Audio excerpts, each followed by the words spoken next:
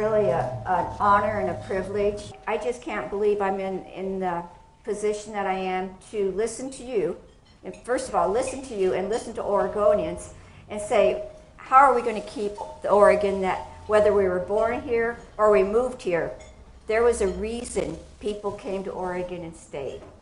And that's what gives me the courage and the drive and the passion to take on challenges. Just to reflect a little bit, what we've accomplished. I'm going to talk a little bit about what we accomplished and where we're heading in the 2008 session, and then what do we need, what are our next steps, where do we go from here?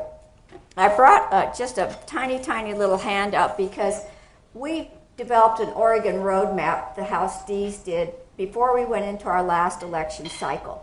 And we said, if we're going to get elected, then we began to say, when we get elected, this is our agenda. We had an agenda of 10 items that were top priority. And I just counted them, and out of those 10 agenda items, beyond getting our 10 agenda items, our roadmap, we passed 31 bills that had just literally are making a huge impact in Oregon. The outcome of our last session was also the fact that we had several bills.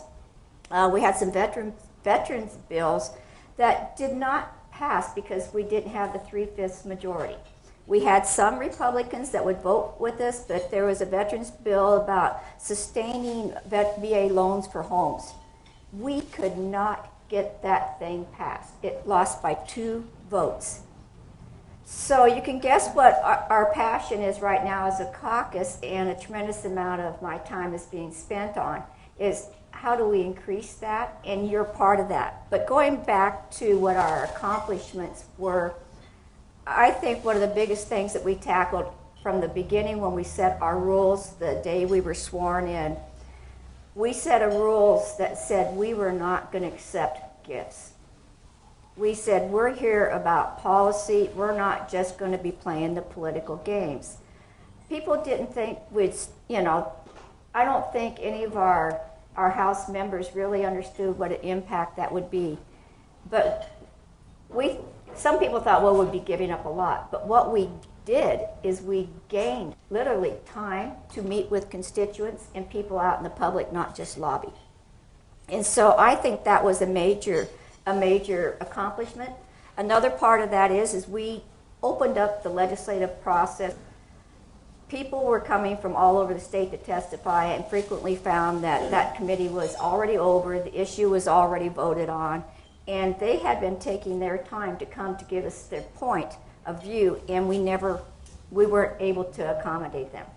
So there were 3 steps to that, but the end result was our building was very, very busy. You'll talk to anybody that was there during the 07 session, and particularly lobby, they will tell you, well, that's the hardest they've had to work in a long time. And that was because the process was more open. And we listened to our constituents, but we just didn't listen to special interests.